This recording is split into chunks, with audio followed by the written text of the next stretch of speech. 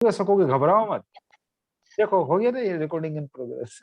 तो हाँ, रेशमी शिंदे जी, आपका सवाल ये है कि क्या ये दर्द में काम करता है। हमारे क्लिनिक में 90% रोगी आर्थराइटिस और ऑर्थोपेडिकल स्पाइन जॉइंट यानी कुल मिला के दर्द के रोगी ही आते हैं, 90%। तो 90% रोगी पे ये काम करेगा। दर्द मतलब कोई भी हो, मस्कुलर हो, डिसीज ओरिएंटेड हो, आर्थराइटिक ओरिएंटेड हो, आर्थराइटिस में भी दोनों ग्रुप के, रूमेटाइड भी, ऑस्टियो भी, लेकिन आपको बाकी चीजों पे भी काम करना होगा। ये अपने आप में उस आदमी को रिजल्ट तक नहीं पहुंचाएगा। रिजल्ट जो है वो टोटलिटी में है। हाँ। आपको वो एक समय उस पेशेंट का कॉन्फिडेंस बढ़ा देगा, उसको आगे चीजों में पार्टिसिपेशन बढ़ा देगा, उसमें इजीनेस आ जाएगा। जब उसको रिलीफ मिलेगा तो वो आपकी हर बात मानेगा। रिलीफ में और रिजल्ट में अंतर है, इसलिए मैं बार बार बोल रहा हूं, लोग रिलीफ को रिजल्ट मान लेते हैं। आपको ये गलती नहीं करना है। रिलीफ जब मिल जाए तो रिजल्ट के लिए ताकत लगा देनी है, रोगी को बोलना है। अनीश जी ने कितना अच्छा बात बोला, पहले सीटिंग में उसको मिल गया तो बोला ये रिजल्ट नहीं, ये रिलीफ है, अगले बार आइएगा तो रिजल्ट मिलेगा। ये होता है स्पष्टीकरण। हमको कॉन्फिडेंस तब आएगा जब हम रिजल्ट देंगे। रिलीफ तो आप किसी को थप्पड़ मार दो, प्यार से बुला के हेड मसाज कर दो और कुछ आनंद आया, बोला बहुत अच्छा लगा, 2 मिनट और करिए, मैडम वाकई में मेरा गायब हो गया, हेड मसाज कौन नहीं करेगा, नहीं सर, अभी पैर हम कौन नहीं क्लिनिक जब में घुमाना चाहेगा। हाँ वही तो बोल लोग, रहे हैं सभी लोगों को। को ये हाँ, लोगों को ये लगता है अरे पता नहीं क्या कर दिया। अरे हमको रिलीफ नहीं, रिजल्ट देना है। तो यस सर। रिलीफ तो फटाफट मिलेगा आपको, रिजल्ट के लिए बाकी चीजों को इम्प्लीमेंट करना होगा। यस बराबर। सर, अभी तो पेशेंट देखने के नजरिए में काफी चेंजेस है, यानी ईस्ट एंड वेस्ट वाला चेंजेस है सर। अच्छा, जो पहले हम लोग बोलते थे तो अब समझ में आता है कि किसे 50% बोलना है, किसे 100% बोलना है। बिल्कुल बिल्कुल। और देखिए नजरिए में चेंज आ गया। क्लास में जब थी तो चश्मा नहीं लगाया था, अब चश्मा लगा के देखने लग गए। कितना बड़ा चेंजेज आया है। नहीं सर, पहले से लगा रहे हैं। अच्छा तब ठीक है। थैंक यू सर, थैंक हाँ, यू सो मच। नहीं नहीं नहीं, मैं आपका कॉन्फिडेंस बूस्ट के लिए मजाक कर रहा हूँ कि मजे मजे में सीखिए, टेंशन लेके मत सीखिए, रट्टा मारने वाला मत सीखिए। इसलिए मैं बार बार आप लोगों को, जब शुरू से ही आप लोग बोल रहे थे तो मैं बोला ना, नहीं वो हाथ की प्रैक्टिस करा रहा हूँ मैं दिमाग की प्रैक्टिस करा रहा हूँ, मैं आंखों की प्रैक्टिस करा रहा हूँ। मैं रट के स्टमक 36 लगाना है घुटना रोगी को, जीबी 34 लगाना है, स्टमक 36 एक थंब अलग होगा, ऐसे ऐसे करके कितना दिन क्लिनिक चलाएंगे। रोगी देखते ही आपको समझ में आना चाहिए कि मुझे क्या करना है। इसलिए मैंने सबके पार्ट अलग किए हैं, फिजिकल एग्जामिनेशन अलग, कंसल्टेंसी अलग, काउंसलिंग अलग, होम केयर अलग, न्यूट्रिशन अलग, मॉनिटरिंग अलग, क्लिनिकल प्रिपरेशन अलग, क्लिनिकल ट्रीटमेंट अलग, उसके बाद होम केयर फिर वापस, उसके बाद बूस्टर।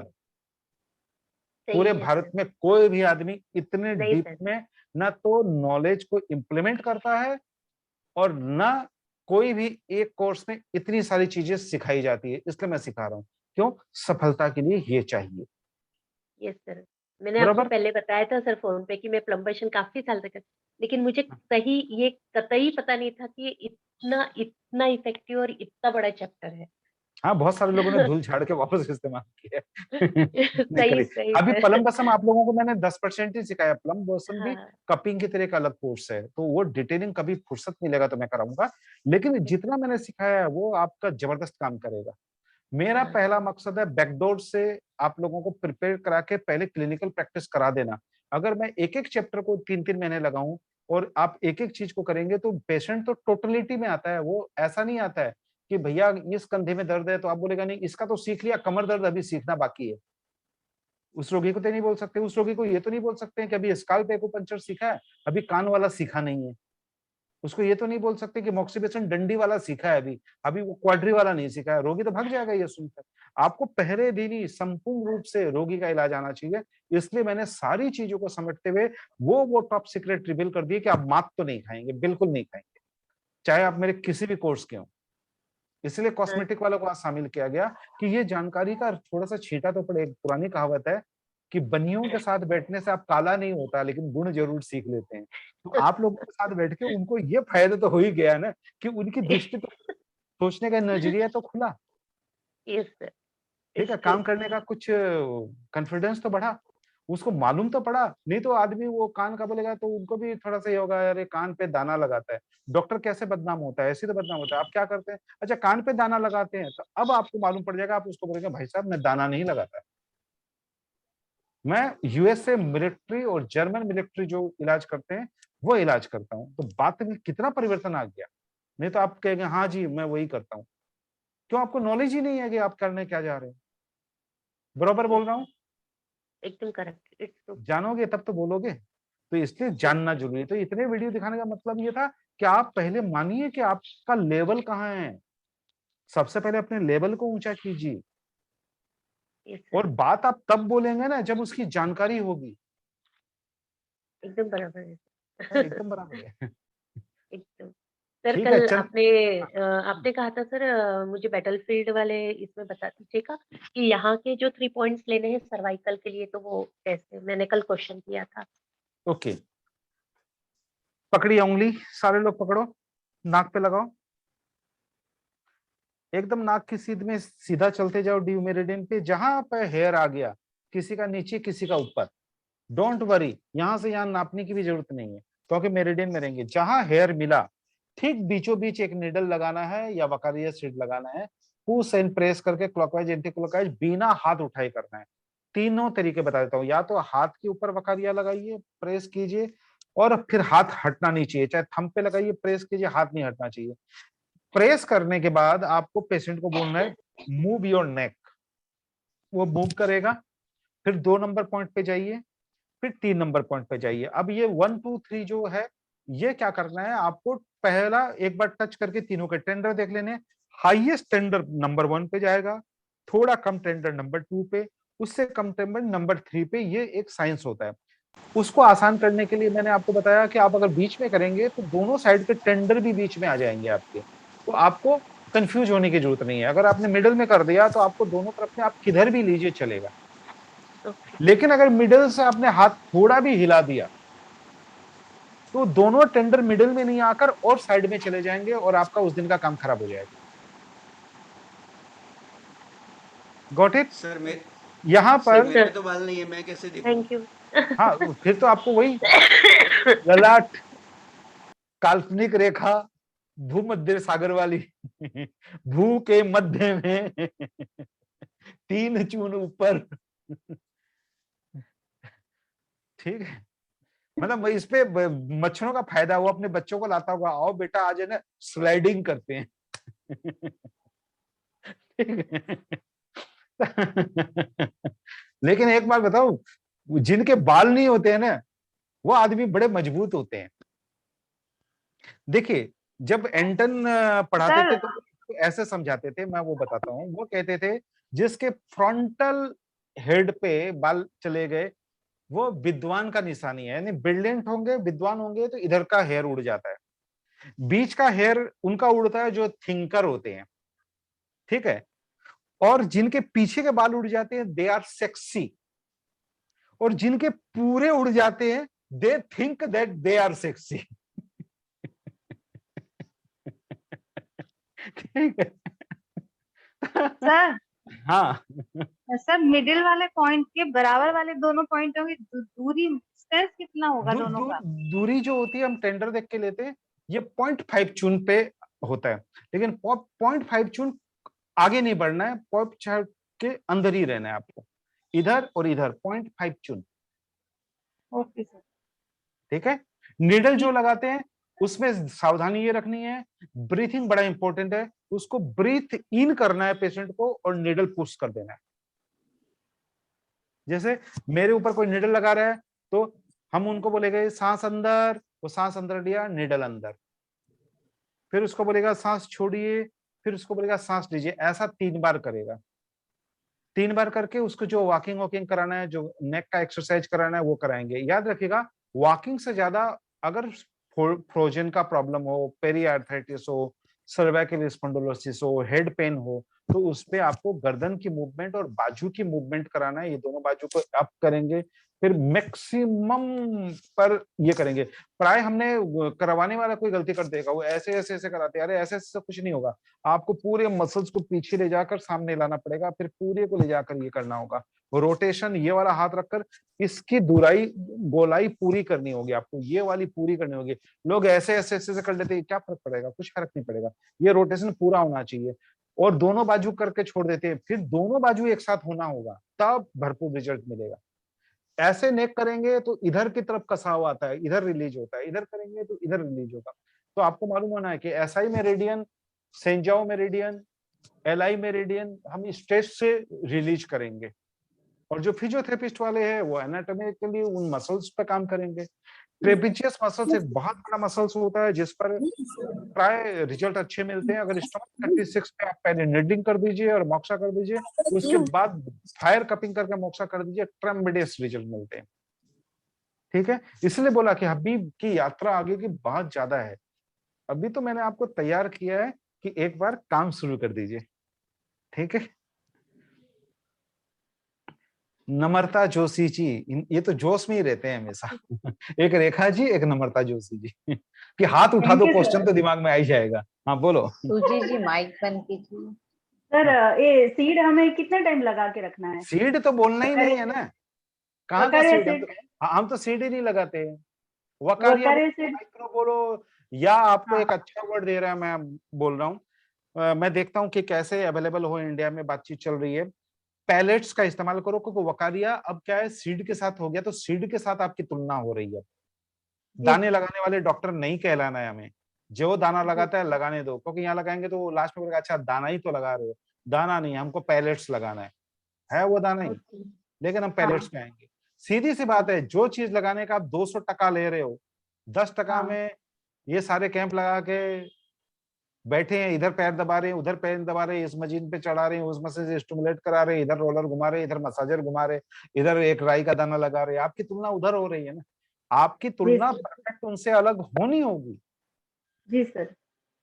बात समझ रहे हैं? तो मेरा प्रयास आपका छवि का भी है, आपकी छवि बिल्डिंग के भी है, ब्रांड इमेज की भी है।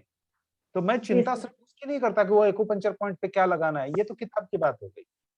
और हाँ मेरी जानकारी उससे आगे की, कि आप जी किससे जो मिलने आए, आप परफेक्ट थेरेपिस्ट के रूप में स्वीकार किए जाएं, और जी आपका सर। कॉन्फिडेंस बिल्कुल वैसा हो। इसलिए होम विजिट के समय बहुत सारी बातें बताऊंगा। जैसे मैंने बोला, होम विजिट करेंगे, हमें नहीं रुकना है वहां पर, नहीं देखना है ना उसका चाय पीना है। और 90% जी लोग तो उस घर में जाके बोलते हैं भाभी जी चाय बनाओ, बहुत ठंडा है आज, और क्या बनाया। सर। जी सर। तो सर अपनी हमें वो छवि, यहाँ पे अपनी छवि अपने कितनी हाथ देर में। लगा के रखना है? इधर क्या, जब तक वो बोले नहीं कि मुझे छोड़ दो, या 10-10 हजार रुपए का नोट लो, तब तक लगा के रखना है। अरे किधर लगा के रखना है, ये लगाना है, मूवमेंट कराना है, रिजल्ट नापना है, दूसरा लगाना है, ये एक्शन है। आप आर्थेटिक क्लास में हाँ नहीं है, आपको वो सारी चीजें पता नहीं है। लेकिन ये जी पूरा सर। एक्शन है, पूरा प्रोटोकॉल है, ये पूरा प्रोटोकॉल 10 स्टेप के करने होंगे। ये बीच का एक जी पड़ाव है। जैसे जी गाड़ी कहीं स्टेशन पे रुकी है, लेकिन वो डेस्टिनेशन हाँ नहीं है।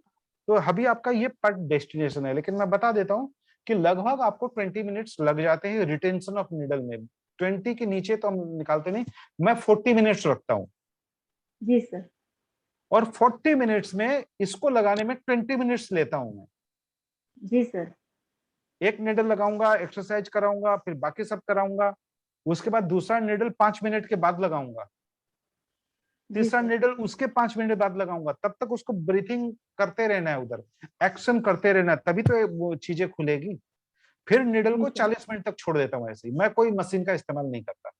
वो फिर पेशेंट को 1 सप्ताह बाद बुलाता हूँ। जी सर। लेकिन आप 1 सप्ताह बाद बुलाने से नहीं होगा, क्योंकि आपका हुनर के हिसाब से आपको स्टेप बढ़ाना है।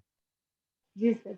ठीक है ना, आपको रोज बुलाना है, तो रोज के लिए मैं आपको बताऊंगा कैसे कैसे, क्योंकि इस वक्त मेरे रिजल्ट देने की कैपेसिटी अगर 80% है, तो आपकी हो सकता है 60 होगा। तो हाँ हो 60 को सकता है। चेकअप करने के लिए मुझे दूसरे दिन पेशेंट को आपके क्लिनिक में देखना होगा। बिल्कुल। बरोबर। ऐसा बिल्कुल ऐसा बोलने से मैं अच्छा गुरु साबित होता हूँ। वो तो है सर आप। अरे नहीं, मजाक कर रहा हूँ। तो नहीं चलो। मेजोरिटी होगी सर, आप अंदर ऐसा लिखने को बोलेंगे तो मेजोरिटी होगी कि हाँ अच्छा, सर नहीं नहीं आप। नहीं नहीं, कोई नहीं कोई और नहीं, सर आप वो ध्यान से, पेशेंट। आप आप ध्यान से सुन रहे हैं इसके लिए बोला ऐसा। तो चलो सब लोग अच्छे हैं, ऐसी बात नहीं है।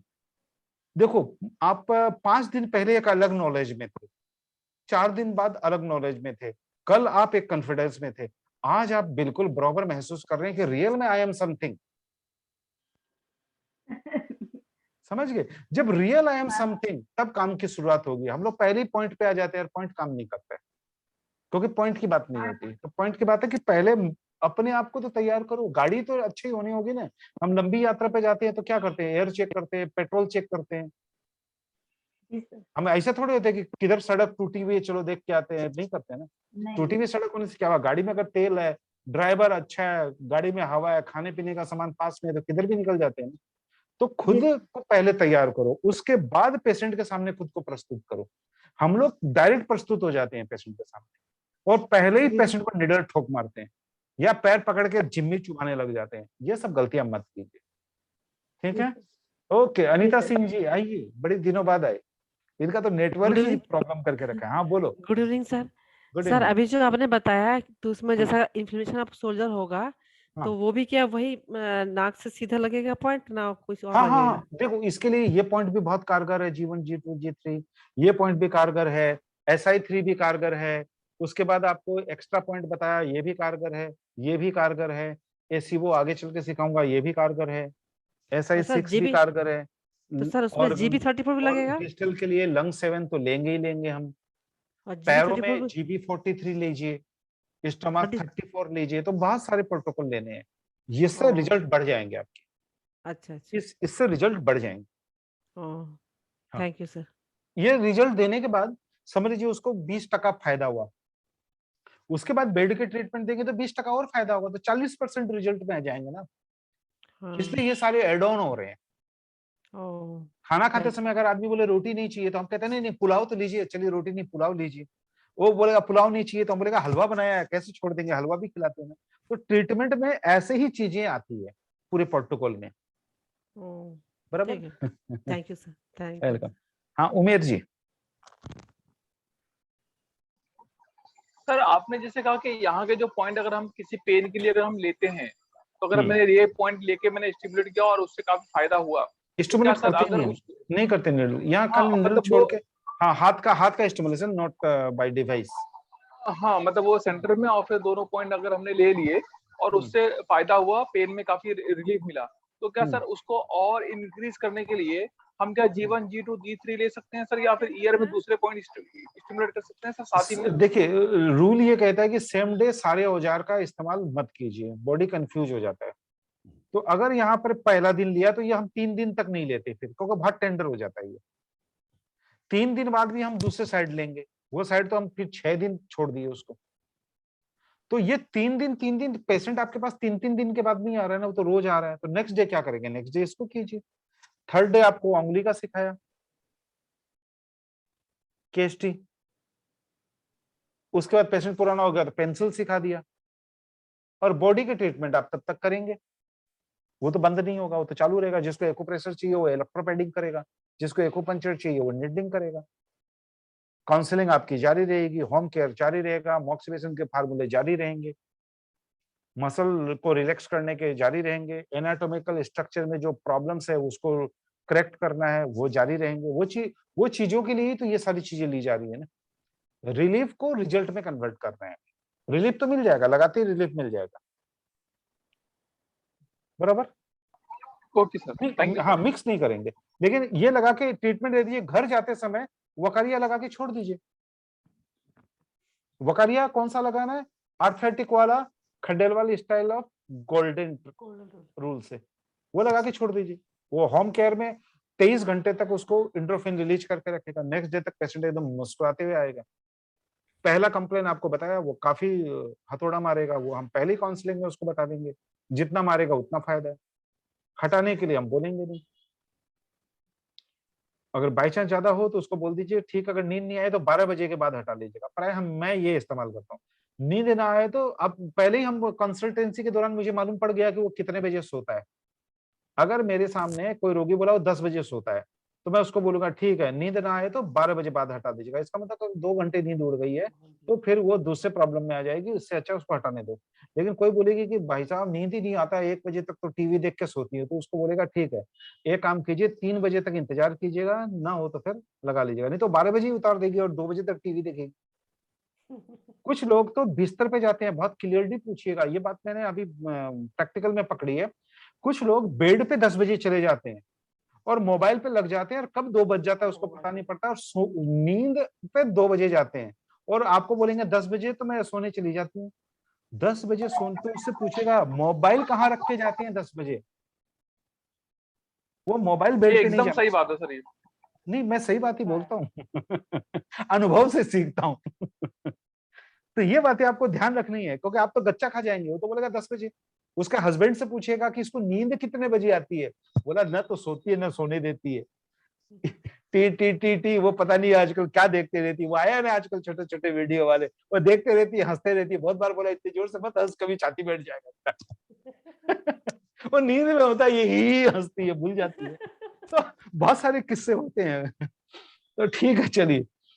हमें, मैंने कहा ना, रोगी से ही सीखना है। रोगी सबसे बड़ा गुरु है, वो रोज नई चीजें सिखाता है, कुछ मुझे सिखाएगा, कुछ आपको सिखाएगा। तो चलिए चंद्र प्रभा जैन जी, अब 2 ही सवाल लूंगा, फिर आप लोग 11 बजाएंगे, थैंक यू सर। 10:35 होंगे, बस लास्ट के 2 सवाल। चंद्र प्रभा जैन जी।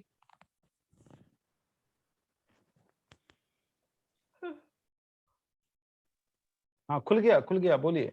वापस आपने कर दिया उसको। हाँ बोलिए। हाँ हाँ सर, वो जो वीडियो के बारे में पूछ रहे थे ना आप, हाँ उसके बारे में बताना चाहती थी। हाँ बोलो। और मैंने LI पे भी लगाया। हाँ बढ़िया क्या दिखा ये? बढ़िया। आज ही आया है वो कल शीट मेरे पास। अच्छा, तो वकारिया जो है बॉक्स वाला, वो तो अभी इस्तेमाल मत करो, वो रोगी पे करना। और जो सस्ते वाले हैं, हाँ वो सस्ते वाले करो, जम के करो, ये इससे ही प्रैक्टिस करो, बिल्कुल इससे प्रैक्टिस करो। हाँ करो, बिंदास होके करो, कॉन्फिडेंस बढ़ जाएगा। ठीक है, तो चलिए, हमारी शुभकामनाएं। रेखा जी बोलिए, अंतिम सवाल। सर 2 क्वेश्चन है। हम्म पहला क्वेश्चन, जो हमने ये स्कल्प पे 3 पॉइंट लिए हैं, अगर पेन तीनों पे बराबर टेंडर हो तो फर्स्ट सेकंड सेंटर से शुरू नहीं, होगा। कोई मायने नहीं रखता है, एक्शन में टाइम देकर हमें करना है। चालू तो 20 से होगा। बीच वाला का फायदा बताता हूँ, इक्विलिब्रियम लाता है ये दोनों तरफ, क्योंकि हमारे मेडुला ओब्लोंगेटा से हमारी स्पाइन को होते हुए पूरे दोनों पैरों में फैलकर चलती है। उसके बलबूते पे स्पाइन रहता है, मसल रहता है, और साइटिका नर्व डिवाइड हो जाती है L4 से जाके दोनों पैरों में। तो हमें इक्विलिब्रियम चाहिए होता है, बॉडी बैलेंसिंग में चलती है। हमारा दायां हाथ आगे चलता है तो बायां पीछे चलता है, पैर चलता है, तो हमें ये पॉइंट इक्विलिब्रियम लाता है। और न्यूरोलॉजिकल डिसऑर्डर का ये one of the best point है, क्योंकि एक्यूपंक्चर में न्यूरोलॉजी के बहुत बेहतरीन पॉइंट नहीं है, मस्कुलर के हैं, तो ये न्यूरोलॉजी का one of the best point है। और 2 तरफ है तो दोनों इक्विलिब्रियम के लिए। तो हमें तीनों का एक साथ उपयोग नहीं करके गैप वाइज करिए, लेकिन बीच में पहले लगा लीजिए, तो आपके प्रॉब्लम्स में इक्विलिब्रियम आ जाएगा, होमोस्टेसिस आ जाएगा, क्योंकि वो दोनों चाहिए हमें। सर मींस अगर पेन तीनों में बराबर है तो पहले सेंटर का लगाया, मूवमेंट करवाया, वो फिर सारे रहेंगे, एक्शन पूरे हाँ रहेंगे। जी, फिर राइट और लेफ्ट में से कोई भी पहले आ सकता है या लेफ्ट पहले आना? कोई फर्क नहीं पड़ता, हमें लेने तीनों ही में। ठीक है सर। हाँ, ऐसे वो में अगर दाएं बाएं किया कर लिया। कुछ लोग लेफ्ट का सिद्धांत चलते हैं कि अपोजिट लोग, कुछ राइट का सिद्धांत चलते हैं, लेकिन दोनों में सही कौन है नहीं मालूम। जब मालूम ही नहीं कि दोनों में सही कौन है, तो हमको क्यों कॉम्प्लिकेशन करना, हमको सीधी सी बात है, तीनों का इस्तेमाल करना। ठीक है सर। सर अगर इन तीनों पॉइंट्स में से किसी एक पॉइंट पे हमें नॉड फील होता है, नोड फील होगा अगर निडल अच्छे नहीं है आपके, तो निडल की क्वालिटी अच्छी रहती नहीं है। सर, हाँ निडल के बिना ही जब हम टच करते हैं या कुछ और हाँ करते हैं हाँ, तो तो एक वो हल्का सा नॉड फील होता है। देखिए, नोड अगर फील होता है तो हम पहले ही बोलते हैं कि जहां पर भी रुकावट आती है वहां पर राई के दाने जैसा आपको फील करना है। बिल्कुल वो सर। सब हम प्रैक्टिकल क्लास में सिखा देते हैं, हाँ जी ऑनलाइन सर। में पॉसिबल नहीं है उसको करना। तो जिनको वो फील करना आता है, तो हम उसी को तो रिमूव करते हैं। मेरिडोनोलॉजी में हम क्या करते हैं, इसी को तो सर रिमूव करते हैं। सर तो फिर उसको अप डाउन ना धीरे देख के डायरेक्ट उस नॉड पे नीडल लगा दे। नहीं लगाते, हम उसके बिलो लगाते हैं। ये टेक्निक बहुत ओके। बहुत एडवांस टेक्निक है, ऑनलाइन पे समझ भी नहीं आएगा, लोग मिस्टेक करेंगे, उसको होल्ड करना पड़ता है, फिर उसको लेना पड़ता है। तो ये बहुत बारीकी की चीज है, इतना बारीकी ऑनलाइन में नहीं समझ में आएगा। कभी क्लास में होगा तो किसी रोगी पे करके दिखा दूंगा, क्योंकि इसमें स्किन के लेयर का भी ख्याल रखना होता है, डर्मिस, एपिडर्मिस, फिर उसके बाद डेप्थ ऑफ नीडलिंग होता है। डेप्थ ऑफ नीडलिंग एक बार में नहीं जाता है, उसको धीरे धीरे मूव करना होता है, फिर उसका डायरेक्शन ऑफ नीडलिंग तय करता है। फिर नीडल की क्वालिटी इसमें बहुत मायने रखती है, कितना गेज का लेते मालूम करता है, फिर डेची महसूस करना होता है।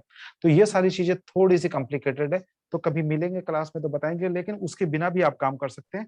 रिजल्ट आएगा तो ये गायब हो जाएगा, ठीक है सर। रिजल्ट सर आएगा तो ये गायब हो जाएगा, सीधी सी बात। Okay sir. सर एक दूसरा क्वेश्चन मेरा बैटलफील्ड से है। तो जैसे आपने अभी बताया कि एक एक करके पॉइंट लगाने हैं, और एक पॉइंट लगाने के बाद में अगर रिजल्ट हमारा 40 ये to कोई नहीं, ये 50 तो हम अभी प्रैक्टिकल करेंगे तो उसमें बताएंगे। अभी बस है कि बेस समझ जाओ, फाउंडेशन।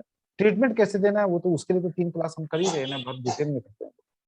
जी वहाँ सर, तो फिर मैं बाद में हाँ, करती हूँ वहां पर क्वेश्चन। सारे क्लास को एक साथ करना है। वो क्लास का तरीका बिल्कुल अलग होगा, आज तक हुआ क्लास वैसा नहीं होगा। एक एक आदमी को उसी समय करके हमें दिखाना होगा। बिल्कुल सर, ठीक है लाइव सर। पार्टिसिपेंट्स होना होगा, क्योंकि गलतियों के लिए उसमें कोई जगह नहीं है। क्योंकि आप वो काम कर रहे हैं जो एलोपैथी वाले करते हैं, वो काम कर रहे हैं जो बेस्ट है, वो काम कर रहे हैं जो स्टडी बेस्ट है, वो काम कर रहे हैं जो दुनिया का बेस्ट है। तो सीधी सी बात है कि आप BMW में बैठ के कचरा ढोने का गाड़ी बना रहे हैं उसको, तो ये तो नहीं होना चाहिए ना। जी सर। BMW है तो BMW, मर्सिडीज है तो मर्सिडीज। अगर ये दुनिया का सबसे बेस्ट साइंस है तो बेस्ट साइंस के रूप में हाथ में आना चाहिए, ना कि कबाड़ के रूप में। खिलाड़ी और अनाड़ी का अंतर तो है ना, बिल्कुल सर। खिलाड़ी बनना है। Okay sir, thank you sir. मैं सिर्फ बोलता नहीं हूं, मैं वैसा चाहता हूं।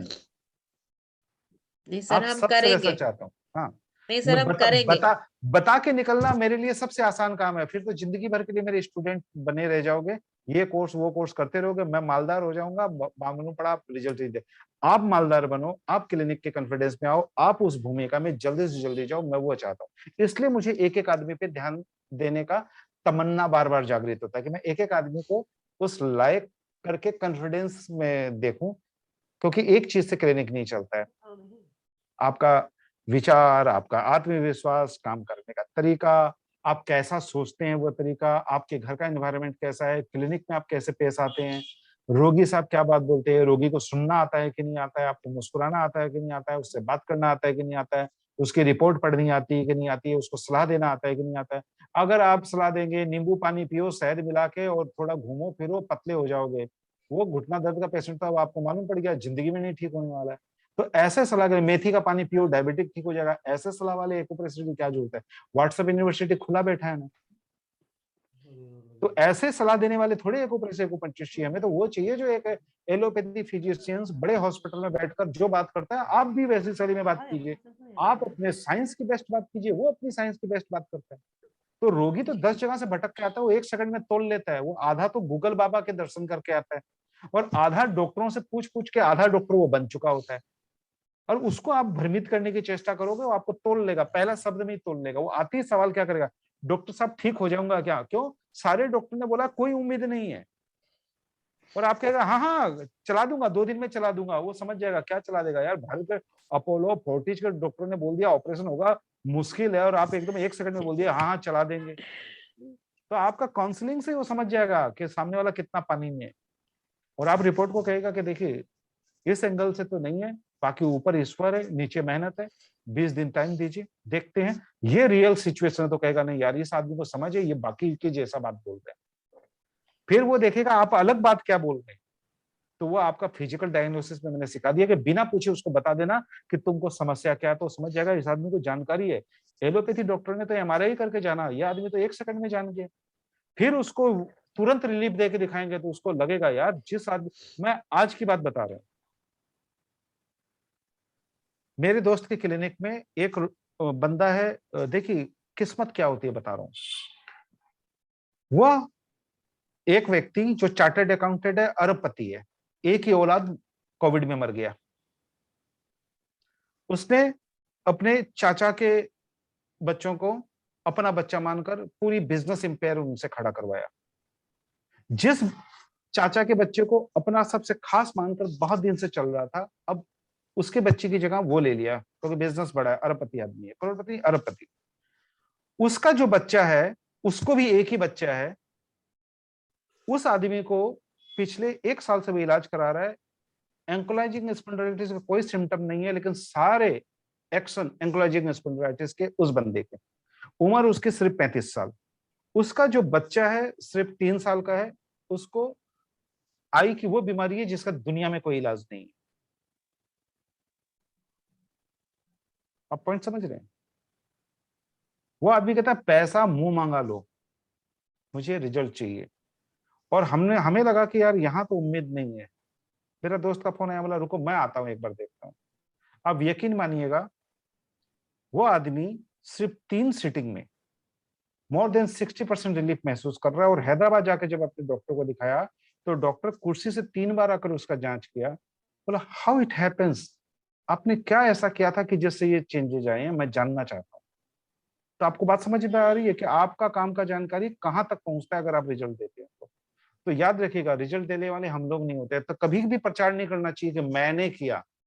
आपके हाथ से ईश्वर ने कराया, मौका दिया आपको, और पेशेंट से आपने पैसे लिए हैं, तो आपने कुछ नहीं किया, आपने उसकी कीमत ले ली है। मैंने किया तब होता जब आप सब कुछ न्यौछावर करते, आपने उसका दाम लिया। अब आपका नहीं, ये तो दुकान है, दुकान में गए कॉफी ले लिया तो कॉफी वाला थोड़े बोलेगा अमिताभ बच्चन मेरे से कॉफी खरीद के ले गया, बोलता है क्या कोई दुकान वाला? या बोलता है क्या खराब बिल्डिंग A44 का करोड़पति आदमी मेरे से कॉफी लेके जाता है, बोलता है क्या वो? फिर आप क्यों बोलते हैं? आपका काम ही रिजल्ट देना है, बात खत्म। गर्व मत कीजिए, गर्व से हमारी एनर्जी खराब होती है। गर्व इस बात से कीजिए कि मुझे सुकून है कि मैंने जो पैसे लिए मैंने उसको सेटिस्फाई किया। रोगी का ठीक भी नहीं होगा ना तो आप उसको कहेगा पैसे ले लीजिए आप, तो वो आपको कहेगा नहीं आपने कमी नहीं रखी, मेरा ही किस्मत थोड़ा सा गड़बड़ है। रोगी नहीं तो अगर आपने वो किया तो रोगी जाते जाते बोलेगा भाई साहब आराम नहीं मिला, हर दूसरे दिन बोलेगा आराम नहीं मिला। वो उल्टा पैसा मांगेगा, मेरे पैसे वापस करो, पैकेज बना लिया, फंसा लिया, कोई आराम ही नहीं मिल रहा है। और आप बहस करोगे जिन्हें पैसे मनी रिटर्न नहीं होते, हम ट्रीटमेंट में एडजस्ट कर देंगे। आपको नहीं हुआ तो अपने बच्चे को भेज देना, इन्हें बच्चे को भी बीमार करें और आपके पास भेजे। प्राय क्लिनिक में इस टाइप के विवाद होते रहते हैं, इसलिए मैंने ये बात बताया आपको। तो आपको वो चीजें अच्छे से लागू करनी है। तो मेरी शुभकामना आपके साथ है। 11 आप हमेशा बजा देते हैं, आज भी बजा रहे हैं। तो मैं इस सेशन को अब करता हूं समाप्त।